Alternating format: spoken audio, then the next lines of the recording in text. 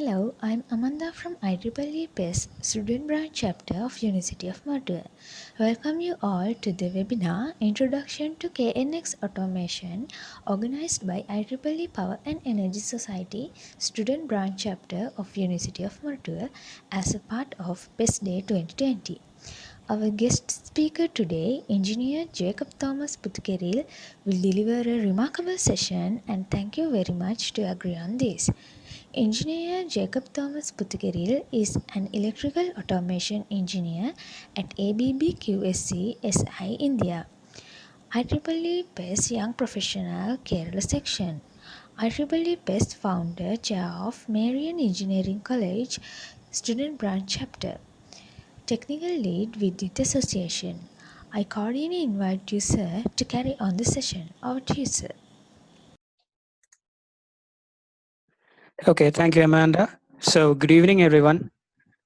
Today, we are going to talk about one of the oldest automation standard, yet the most advanced and commonly used commercial automation, that is KNX.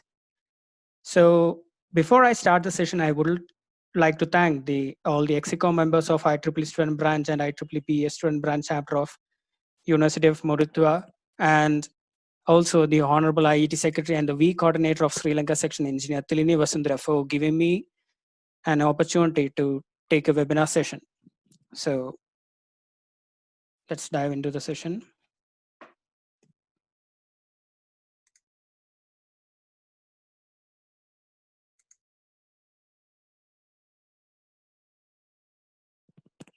So a brief introduction of myself.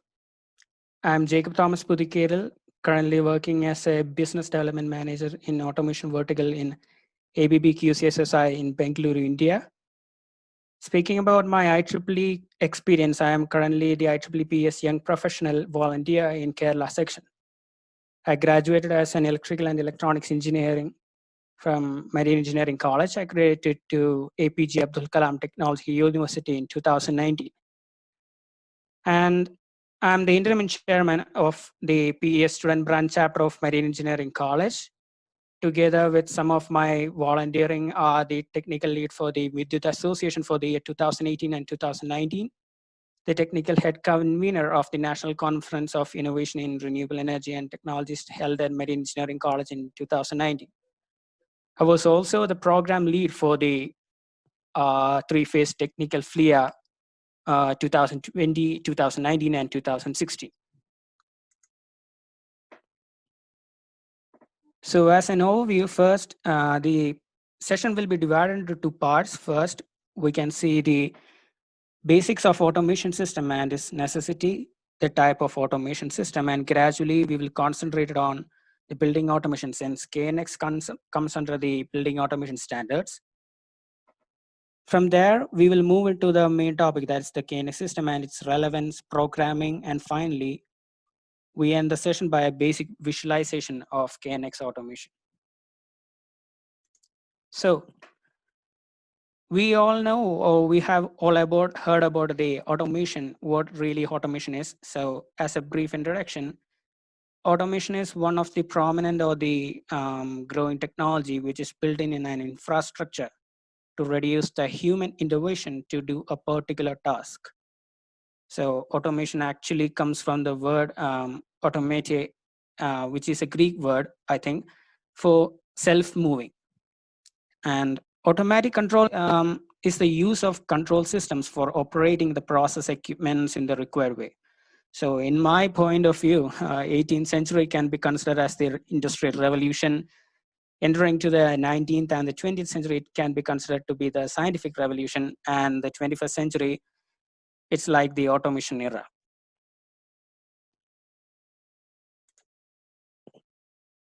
So the question is why we need automation, or the benefits depending upon the power energy sector is mainly regarding the energy saving that we can, or that we will be able to get from automation systems.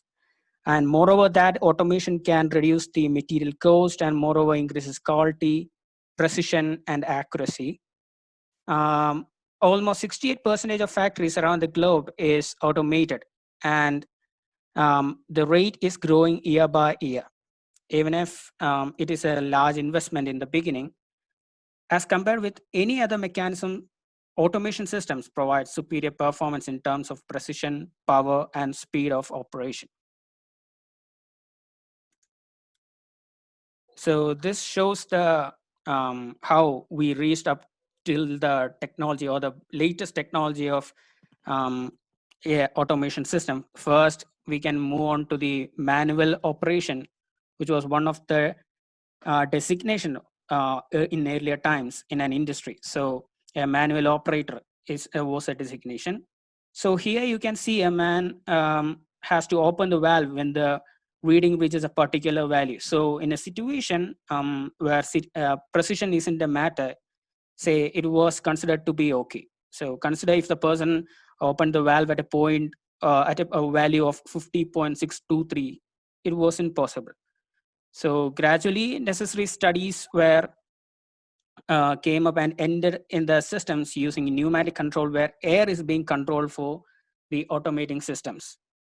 So situations where the situations where air is combustible in such circumstances, the hardware technology came into reality using the relay control systems. It solved the problem up to a particular level, but whenever a problem arises, the troubleshooting was indeed a headache in these systems, these relay logic control. By the end of late 1950s, I think John Schottky came up with the legendary invention or the discovery of transistors. Later in the 1979 and 80s, the PC came in the out, the personal computer, I think.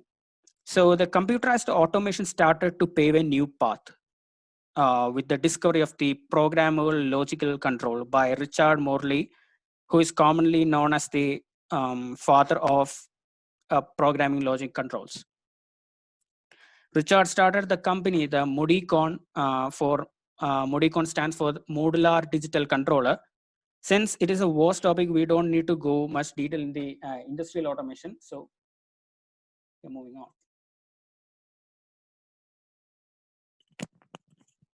Coming to the types of automation, first, of course, the industrial automation, which is the fastest and developing field in terms of electrical applications.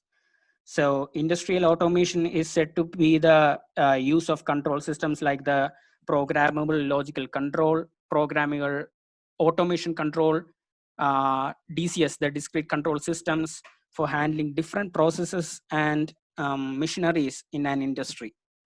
So coming to the visualization in an industrial automation, we can use SCADA, the human interface, the HMI systems, which will make it much easier to control from a remote place.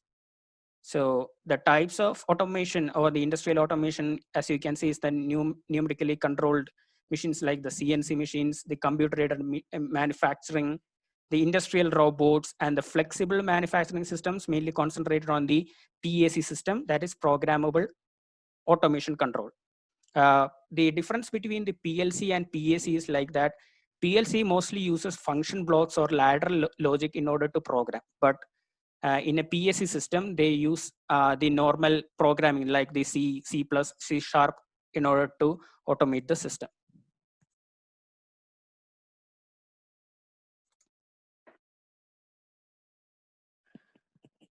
Now, coming to the building automation, typically deals with the management of lighting, the curtains or the shutters, the HVAC, the heat ventilation or the air conditioning systems, and other energy conservation methods in a building.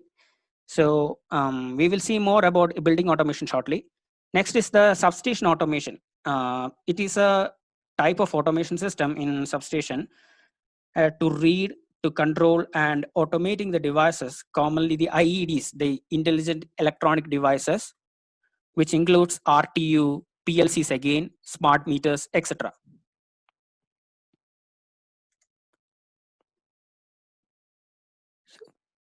Yeah, into the main section, the building automation system.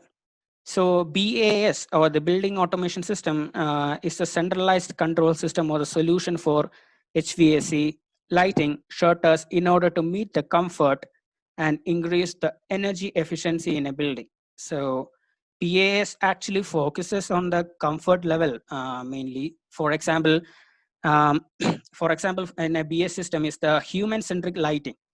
it's an example. So where we imitate the sunlight throughout the day inside the building a lighting system. So it is based on the circadian rhythm or the biological clock of a human that we are imitating through the lighting inside the building. So these lighting mainly done in the corporate offices or the hotels. As it says, the BAS or the building automation system is getting recognized since most commercial and institutional and industrial buildings are including in the system. So here you can see the complete solutions that we can provide through building automation system. Building automation system can be mainly classified into domestic, commercial, and of course, coming to the lighting management solutions in industries as well. So in the home automation system, we can go for the normal switching, the dimming of lights. Shutters means the control of curtains. HVAC scene control means to imitate a particular scene that we do have a theater or in our home, and when we press the switch in the house, we will be imitating the same scenario of a theater that in a house. That's the scenes or the sequences that is explained. And home appliances, say in the morning scene, we want to turn the coffee maker on, the bread toaster on. So that's how the automation that is being done in home appliances. Coming to the security part, the surveillance intrusion systems, the monitoring functions, and the presence simulation can be also be done. Information, the RSS feed, the email, voice memo, graphic memo monitoring, these things, the information things are mostly covered in the applications that we have in our smartphones. So as explained earlier, the entertainment part comes in the audio, video, MP3, and the remote control. And the main sector for an electrical engineer is the energy management. So in an automation system, we are able to monitor the energy, sub-metering, DG monitoring, and the load management, or the precise value of the load that we have been taken can be calculated. And a central control system, that is the centralized switching, that we are able to, like a main switch, instead of the main switch, we are able to control the whole house in a single switch. The visualization through the application or any kind of screens that is being placed in our house, the monitoring function, fault monitoring, remote maintenance, and of course the integration to BMS is coming to the commercial part.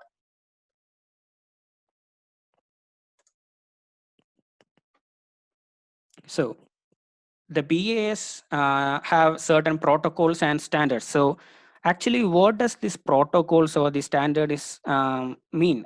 It's something like, for an example, if you're gonna start a drive from point A to point C, and there is some situation, so there are some conditions, there is only one direction connection, that is we will be able to move from point A to point C in one direction. So we start the journey in another rule that we should be moving at only 60 kilometer per hour and should maintain the left end of the road. So same in the case of two devices communicating each other in a BA system. They need a particular path, which we call a medium. And in the medium, there are certain regulations and arrangements have to be made for communicating each other. So let us see some of the protocols in BAs. The first can be the Modbus or the RTU, which is the commonly used, or the integrately we use the commonly used the building application in commercial buildings is the Modbus. Second is the UPB, or the Universal Power Line Bus, which uses the power line control systems for the home automation application. The X10 is another protocol used to communicate between the intelligent electronic devices, as I mentioned in substation automation. The Z-Wave and ZigBee are the low-cost wireless communication technologies using the IEEE 802.15.4, I think. Yeah. And LON Talk is both data protocol and an electronic standard as well. Coming back, the BACnet, it is a data transferring protocol, not the ultimate building solutions cannot be brought into a BACnet system.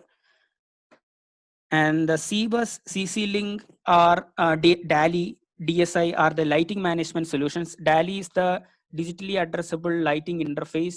DSI is the display serial interface. Both of these protocols mainly depend upon the lighting management solutions. And Enocean is one of the promising automation system that is being growing into the market. And finally, we have the KNX, which is the standard protocol all around the world, uh, which is one of the oldest protocol which is still in use. So now we dive into our main topic, that is KNX. So with the development of global economy and the improvement of technology, the demand of the convenience and high degree of automation control for the building and the household become much higher. So the KNX system is a best system for a building control, that all devices in a KNX system uses the same transmission method, that is a bus system, and are able to exchange data via a bus network, of course. And another important feature of the KNX based system is that it's completely decentralized structure. There is no need for a central control unit. Means each of these devices are provided with their own brain, or their own microprocessor or microcontroller are provided in each of the individual devices in a KNX system.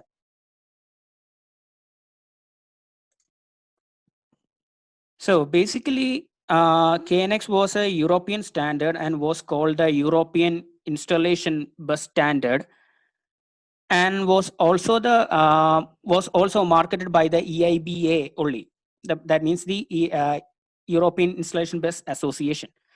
But later in 1999, two other building automation organizations, that is the BATI Club of France and EHSA of Netherlands, joined hands with EIB to form the Belgium-based KNX Association. So any devices carrying the logo of its parent organization, that is the EIB or the EHSA or the BATI, will be able to compatible with the existing KNX automation as well.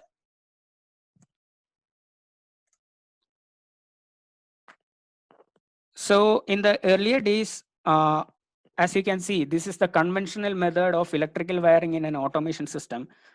So in the earlier days, all these links or sockets are controlling the sensors were based on star topology. Okay, all the endpoints, that means, and every start point was from a distribution board and ends to its particular or respective load. Commonly, the PLCs, the programmable logical controllers, together with the relays contractors, were employed for these purposes. So this works well in the small projects only. And if the size of the project increases, it was time consuming and regard to the programming part or in the wiring part.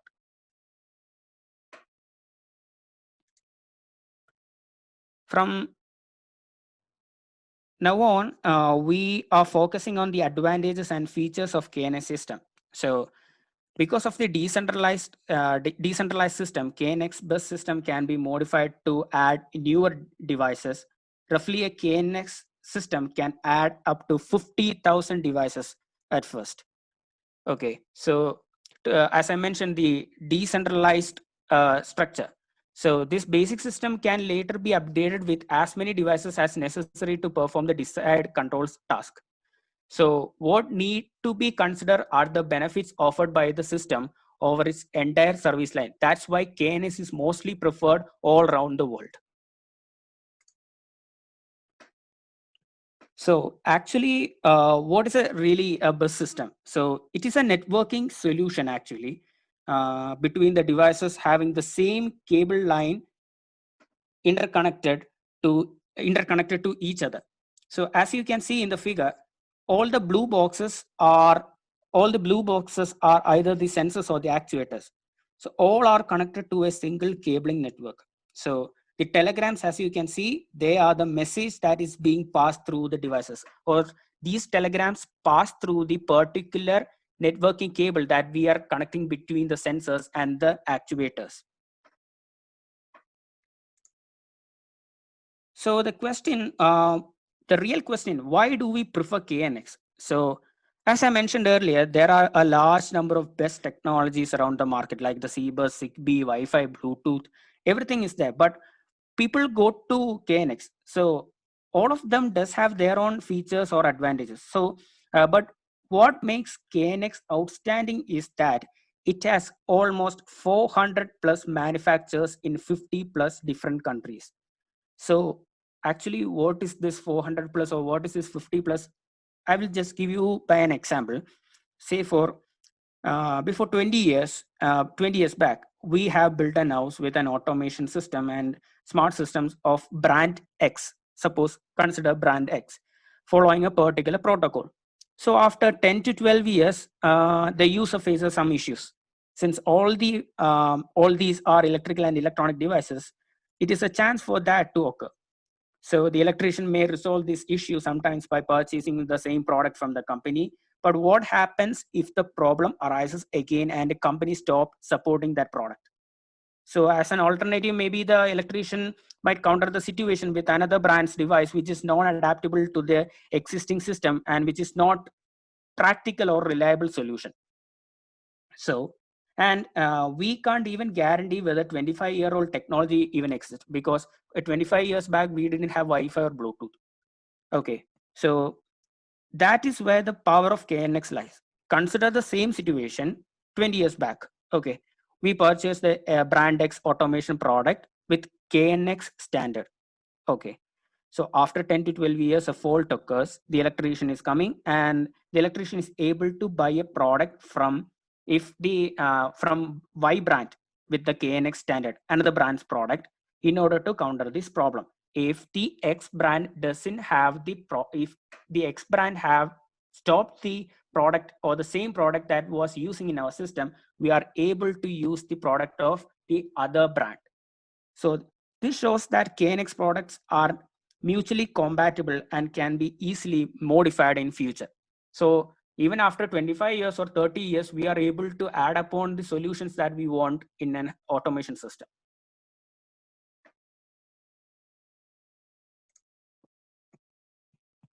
So all these are particular devices name.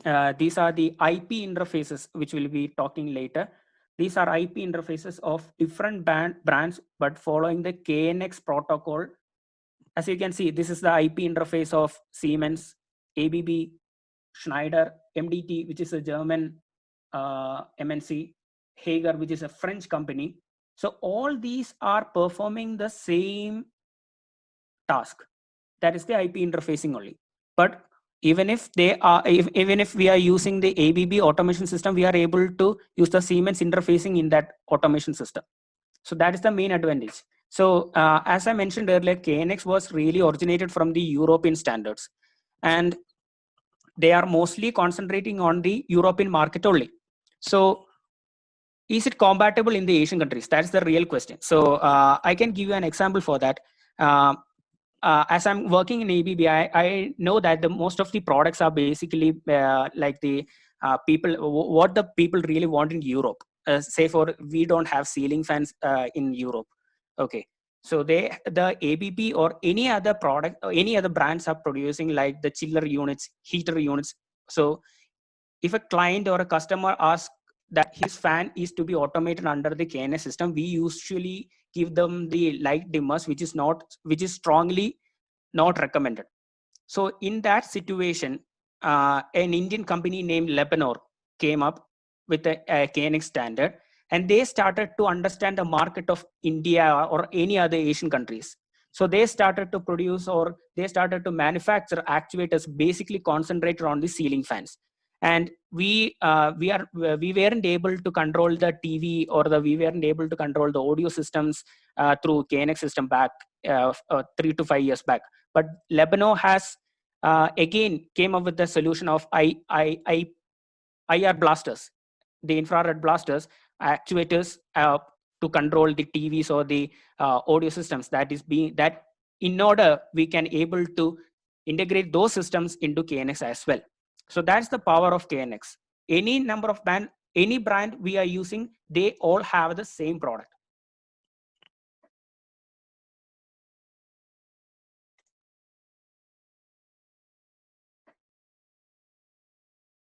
So this is a base regarding the power energy quality of KNX.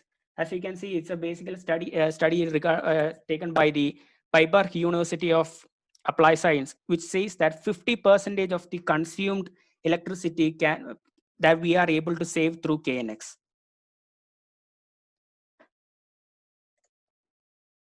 Okay. So now we have seen what actually KNX is, and we can now discuss about the architecture of KNX called as the KNX topology. So a KNX network is mainly consisting of a bus line area and a particular line. So I mentioned earlier that over 50,000 devices can be connected. So each of these lines or an area carries power supply followed by 64 devices. So why power supply? Power supply is used to power the KNX devices or the actuators or the sensors that we provide.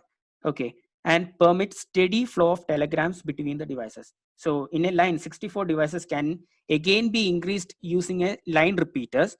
So in a single line only, 3 line repeaters are allowed. In that way, 256 devices can be added to a single diagram. So let me show that.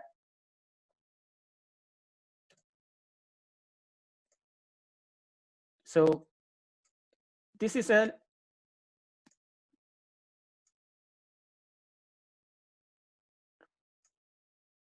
so this is the first line. Okay, in that, sorry, this is the first area. This is the first line. In that, we are able to add up to 64 devices. And again, by using a line repeater here, we are able to add another 64 devices. So we are able to add up to 3 line repeaters. That means 64 into 4 devices can be added into, that is 256 devices can be added into a single line itself. And accordingly, this can be increased up to 15 lines. Okay, that's how 15 into 256. This single area can be again repeated as again up to 15 areas. Okay, that is how 15 into 15 into 256. Finally, we get 57,600 devices all into one single KNX device with some conditions.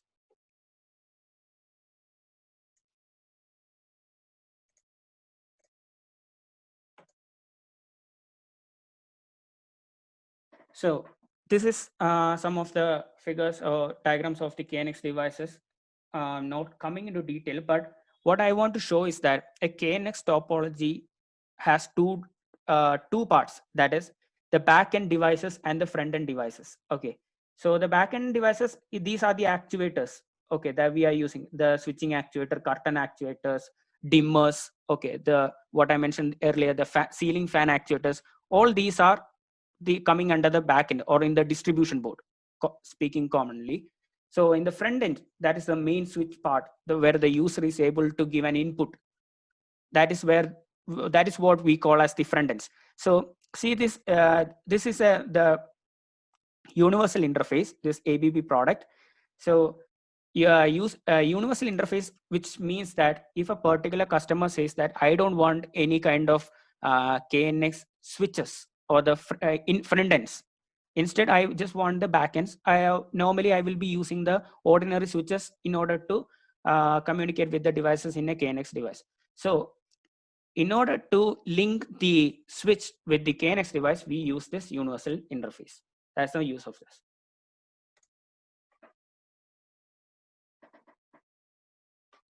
So this is what these two diagrams. Take the first one. So this one. Here we are using the line repeater. The line repeater can also be called as the line coupler as well. So as I mentioned earlier, a single line can be again be done with up to 15 lines. How is that possible? By using a line coupler. So here, this is the line coupler. The LKS is the line repeater. Up to 15 devices we are able to, 15 lines we are able to add in a single area. Likewise, this came upon the 15th area by using the same line coupler as well. Coming to the next next area or the next figure, the line coupler can again be acted as a line repeater. That is how when we add up to 64 devices, again we are able to add up to 127 devices. Okay, again moving on, by using a line repeater, we are able to add up to 192 devices when two line repeaters are used. Finally, the third line repeater when we use, we are able to add up to 256 devices.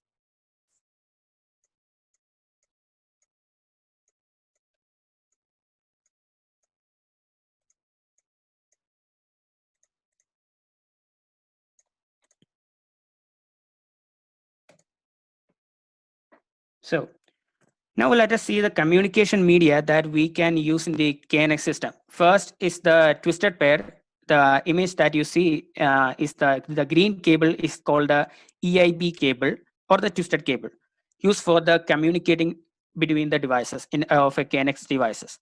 The connector that we see is called the Vago connector. Vago is yet another KNX company who manufactures KNX devices.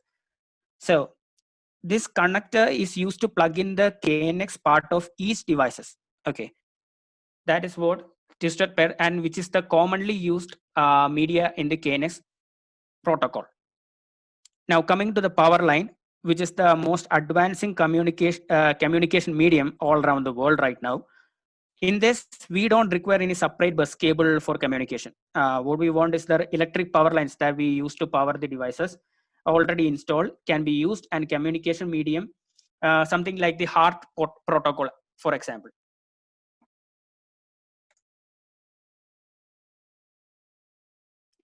So the question is whether wireless is possible in KNX. Yes, the RF and the IP are the wireless communication medium used in KNX, but RF is not much used in current scenario because of the bandwidth issue. Basically, in India, it's the bandwidth issue.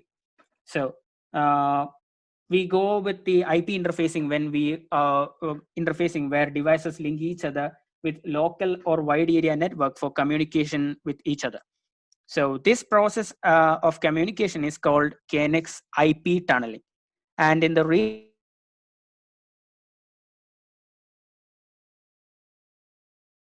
threats and the privacy as a concern, KNX introduced its IP secure protocol.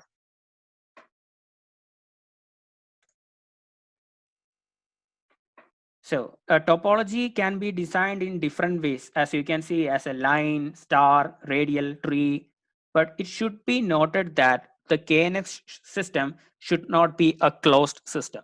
That means it should not be a closed ring. As you can see, even if it is a ring structure, there is a small gap between. So it should not be closed.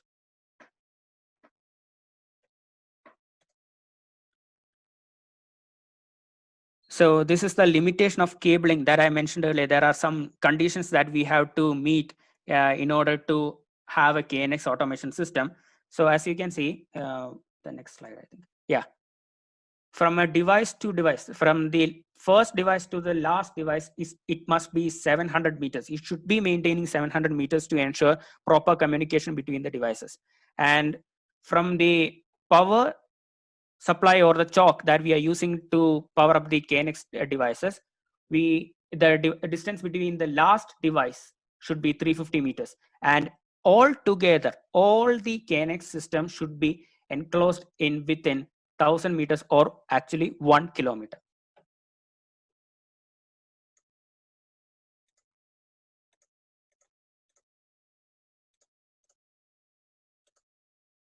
So the transmission speed transmission speed is regarding the telegram or the messages that is being passed from one device to the other device. That is 9600 bits per second.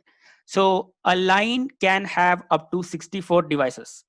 Okay, so how is it possible? How do we know that a line should be having 64 devices? It's basically depending upon the power supply that we place in the line or the KNX system. So basically there are power supplies of 160 ampere which can only comprise up to 16 devices. How is it possible that the typical current consumption of each of the KNX devices is approximately 10 milliamperes? Okay, so 10 milliamperes, of course, when we are using a power supply of 60 milliamperes, when we are 60 milliamperes, so 640 divided by 10, we are able to get 64 devices can be used. But for the sake of the electrical power cable in this sense, we are only using up to 60 or 62 devices. And there are exceptions that certain devices are using more than 10 milliamperes. So that in that case, we are providing a headroom. Okay, that's what I said. 60 up to 62 devices we are providing, and rest of the 2 devices we are providing a headroom.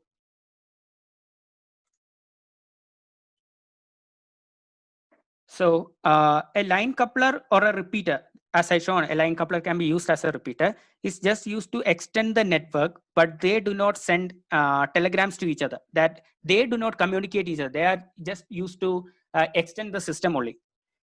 Okay, so the area line is also called as the backbone. So it is also needed.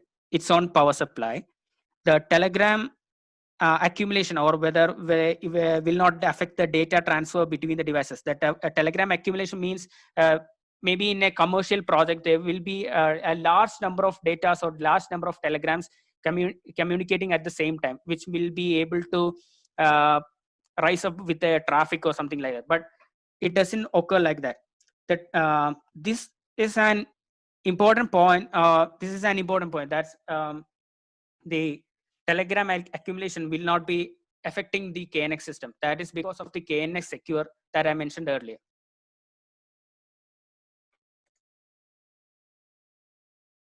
So this is the basic diagram of a KNX system.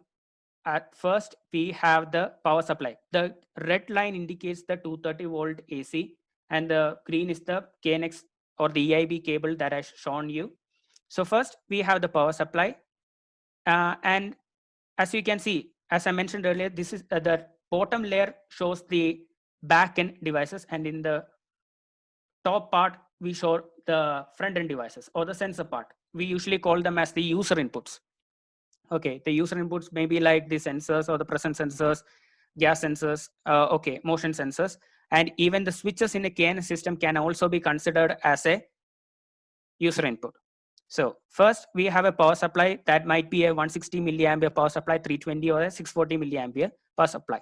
Depending upon the number of devices, we recommend the power supply. And a dimming switching actuator will be there, a switching actuator for the heating system, the blind system, the shutter actuator, and the fan coil actuator used for the HVAC systems. So every device in a KNX system is assigned with a particular address or a unique number that is called as an individual address or something like that. So as you can see, take the first or the main line 1.1.0. Okay, and in the first device is 1.1.1. The first number denotes the number of the area. Okay, the second number denotes the number of the line. The area, 15 areas we have, and the 15 lines we have. Okay, and the third number is the sequential number indicating the device position in the line. Okay, in a particular line, we are able to add up to 64 devices. So for example, the 64th device in the first line in the first area will be called as the 1.1.64. So each of these devices or a group of devices communicates each other by using a particular telegram message called the group address. Okay, the communication between two, when a user is giving an input from his switch to switch on the fan, the telegram that is being sent is mainly focusing on the group addresses that we are giving. Okay, so each working, that is the switching, dimming, anything. Okay, the working should be given with a particular group address. Okay, so more you can see, I will be visualizing that. So this is the tool that we use to program the KNX devices, which is not the normal coding or something like that. It's just the drag and drop property only. So the fake news regarding a fake news that was recently came about KNX was that it was only suitable for home automation or domestic projects, or like depending only on the small projects. So that is entirely a false news, because KNX is actually giving priority to the lighting management solutions for the commercial buildings and of course the industrial solutions. So even if the KNX system seems to be more costlier or more expensive for the first time, the initial will be too high. Or what you can say is that even if for the next 25 or 30 or 50 years, even if the new technology comes in, that technology can also be included in the KNX devices. Okay, that's the advantage or the features that I mentioned earlier. So let me show the programming.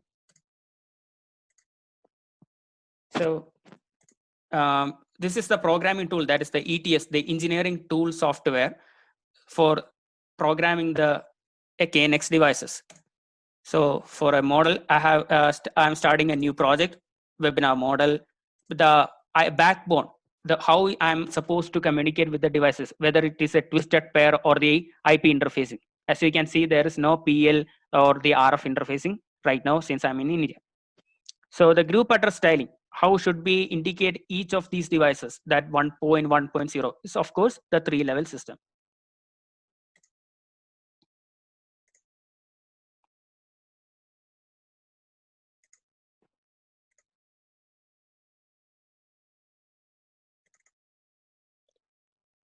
So this is the basic interface when we enter into a particular project. So here we are able to add the building parts. So say for an example, admin block.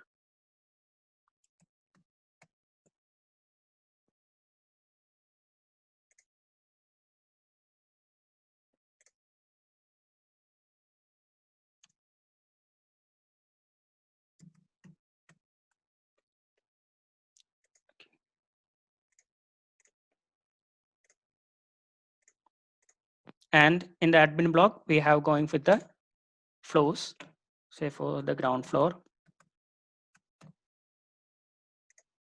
And in each floor, we have the rooms. So we can say for an example, SPC rooms. Okay. So we have added all the parts that that is inside a building. So what is next? What is the requirement of the client, or what should be included in the room? So let us watch a video regarding the requirement.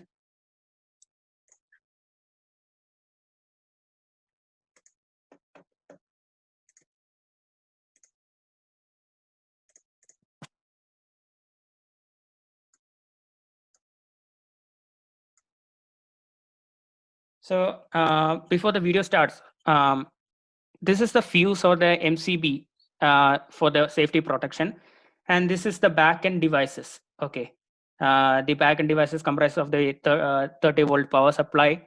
This is instead of an IP interface, I'm using a USB interface, which is used to communicate or upload the program. In order to upload the program from ETS to the KNX system, we are using an USB interface for a twisted pair topology. And another is that I'm using a switching actuator in order to switch on the light section, and a curtain actuator to move the blinds. And we have also provided a presence sensor in order to monitor whether there is a presence inside the room to control all the switches, all the lights inside the room. So let's see.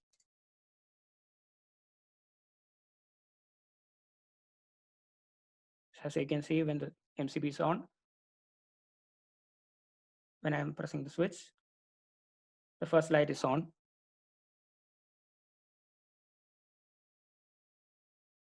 Okay, all the lights are on now.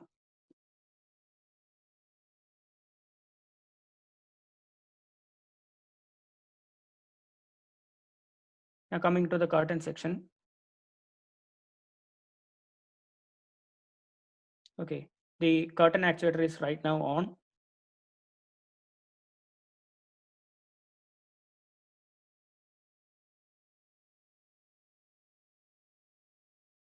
Coming to the presence sensor,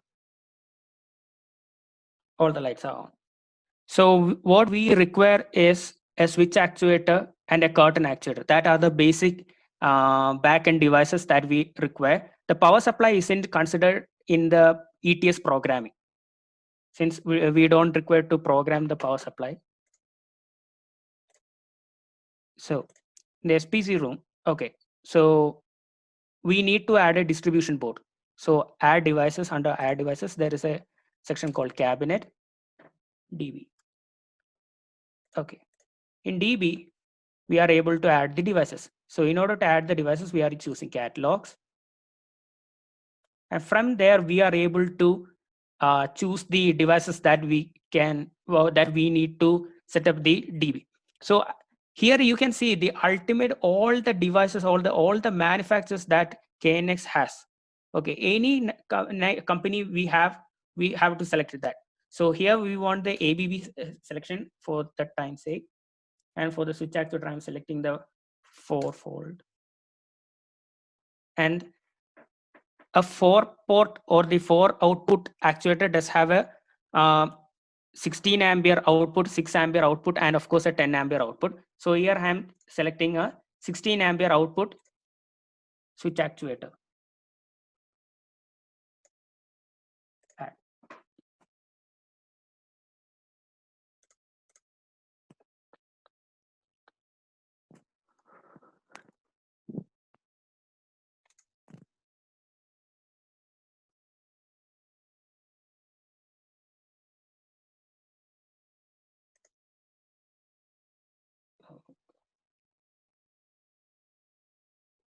So coming to the video again. Okay, so how when I press this switch, this light was switched on.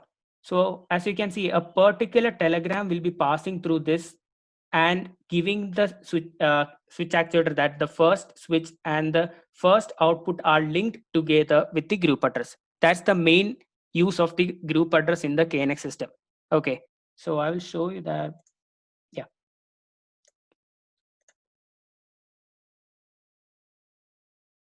Okay, now we want a curtain actuator.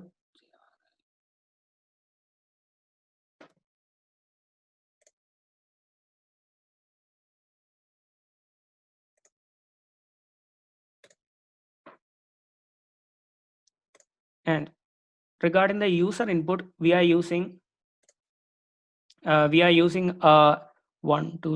6 input user input. Okay, so the switch that I am using here is called the Tritone switch, which is a ABB product.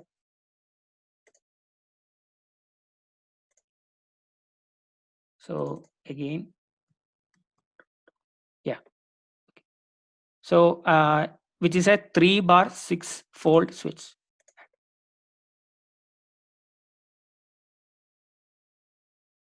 Okay, so all these devices are now being added.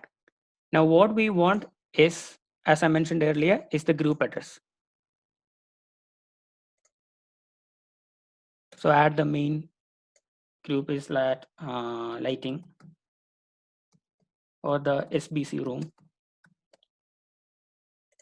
Okay, in that SBC lighting is also there, and curtain is also there. So for the time being, I'm taking the lighting section only. And for lighting, we have the commonly the on off.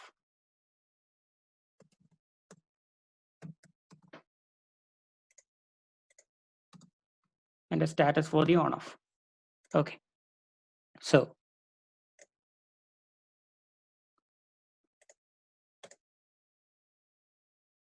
here you can see the first switch, or the I'm going to give a particular function to the each of the output of a switch actuator. So I'm able to give that through the parameters here. And coming to the A general, we whether it's asking whether to use it as a switch actuator or a heating actuator or like that. Coming to the function section, whether how it should be reacting, whether it's as a closed contact or an open contact, like that. So of course it is all enabled here, and just drag here. Okay, simple as that. Now coming to the switch part. Okay, so as you can see, instead of buttons or switches, here it is written as rocker. So what does a rocker means? This single section. Okay, this one single section is called as a rocker. So a rocker oriented can be made into button oriented as well.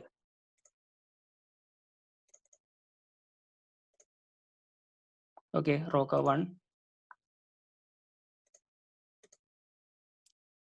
What should we do with that? The general one here, you can make it as Roca 1 or inactive or button oriented. So in that way, each of the buttons will be individually acting as like that. So switching for switching. So this switch will be communicating with the first output of the switch, first output of the actuator. So same as that, just drag and drop. Okay, so if you go inside, we can see that the switch is communicating with the switching actuator when with link to the group address. That's how the KNX devices work, and it's simple as that.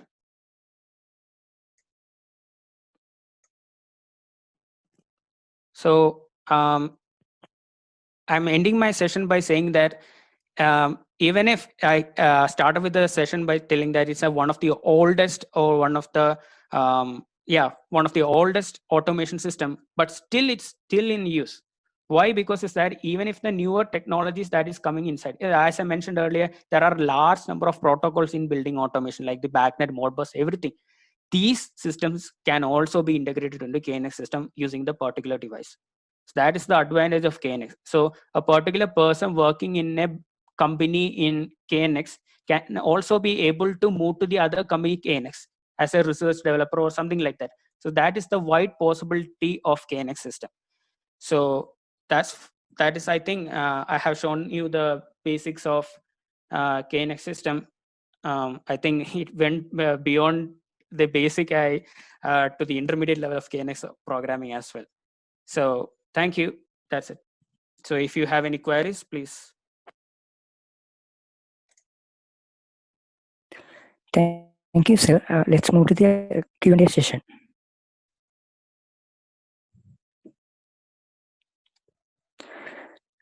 Sir, what are the security measures available in the system to prevent cyber attacks?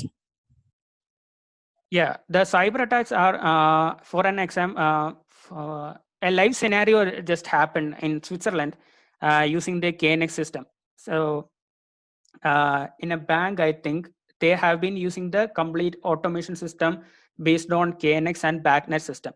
And a group of hackers came and totally hacked the whole systems, including the lighting management solutions. They hacked through the lighting management solutions. That is a perfect way I can say that.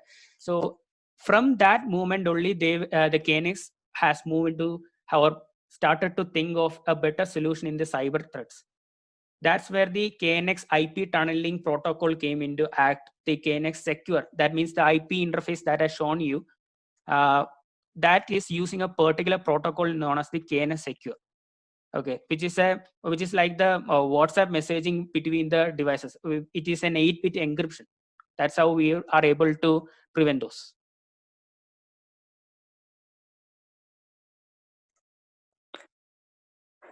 We have one more question, sir.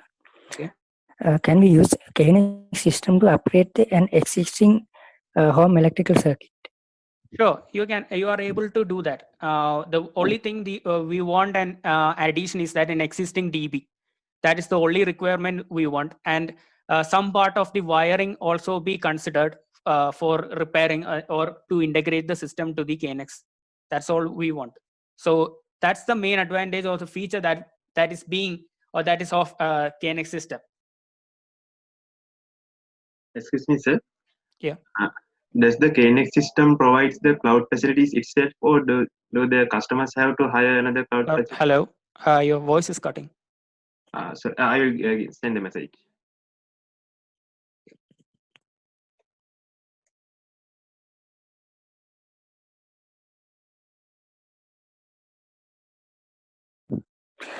If participants have any other questions, you can post in the chat box.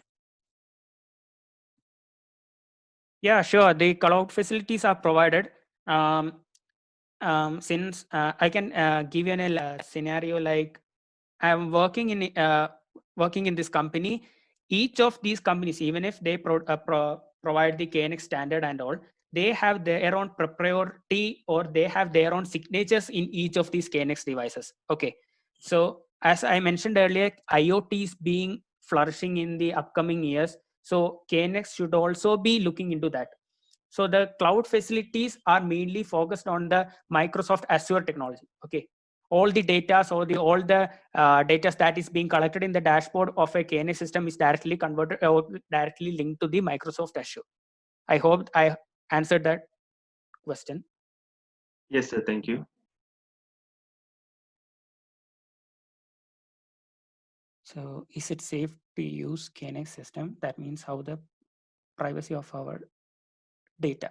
Yeah, as I mentioned, the privacy is the devices isn't communicating each other with a proper languages nowadays. Okay, taking nowadays, the devices are not communicating each other by the common languages that is being understood by even by a KNX programmer.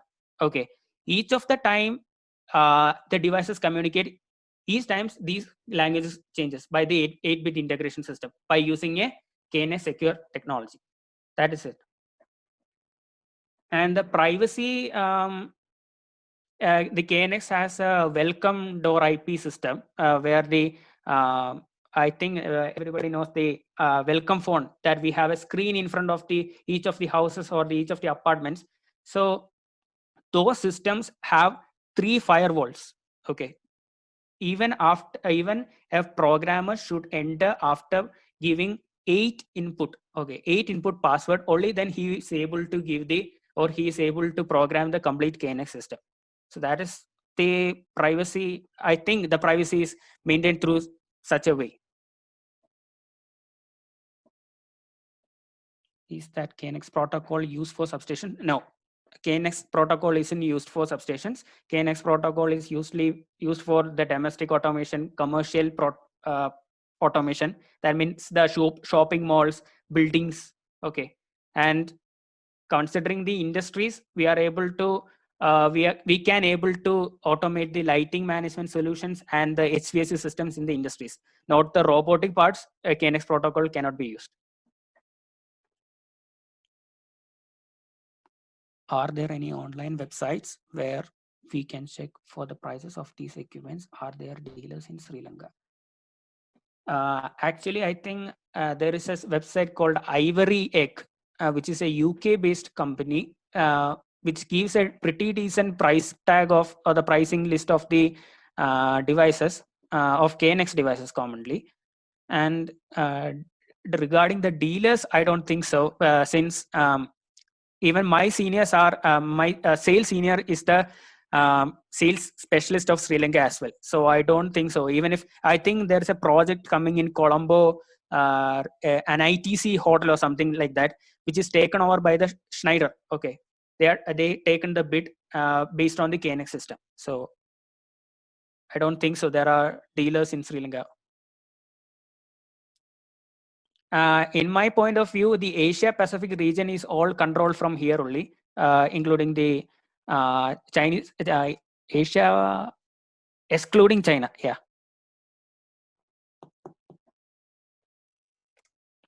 Any other questions?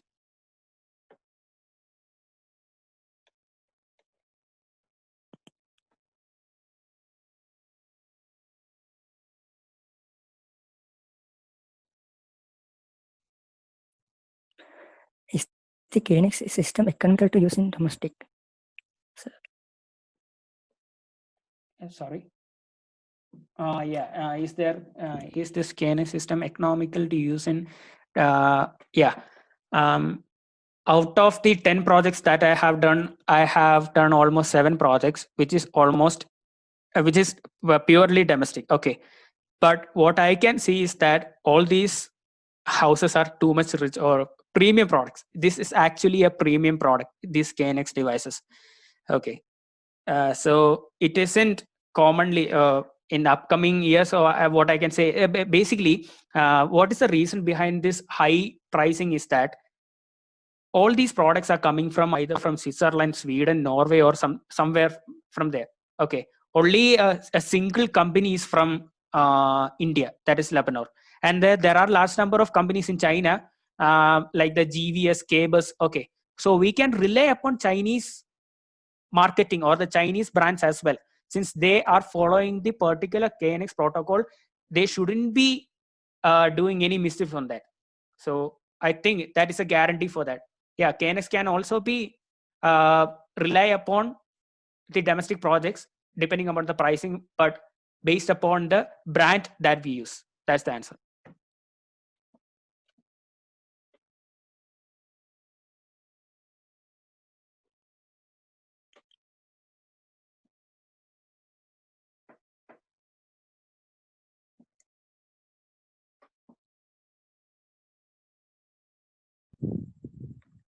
I hope that's all for the question and answer session. Now we are at the end of the session now. The webinar is organized by IEEE Power and Energy Society Student Branch Chapter of University of Moratuwa. On behalf of our chapter, I would like to thank Engineer Jacob Thomas Pudikal for conducting this session today and sharing your knowledge and insights with us. We hope the information that you shared with us is helpful for all the participants. And dear participants, thank you very much for participating and making this webinar a success. The presentation slides will be shared with you in email. Thank you all and stay safe. Thank you.